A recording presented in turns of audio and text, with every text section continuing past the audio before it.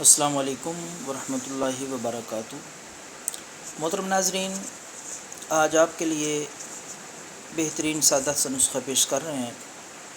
یہ نسخہ بواسیر کے لیے ہے، خونی بواسیر۔ جو حضرات اس مرض میں مبتلا ہیں، بڑی ہی تکلیف دہ اور پریشان کن یہ بیماری ہے۔ بواسیر میں اگر خون آتا ہو تو اس کے لیے یہ نسخہ استعمال کریں، انشاءاللہ 3 دن استعمال کرنے سے بواسیر ختم ہو جائے گی۔ 1 گلاس دودھ لے لیں نیم گرم۔ 1 گلاس نیم گرم دودھ میں 1 عدد نیمبو کا رس نچوڑ لیں اور اسے رکھ دیں، 2 گھنٹے تک اسے رکھ دیں۔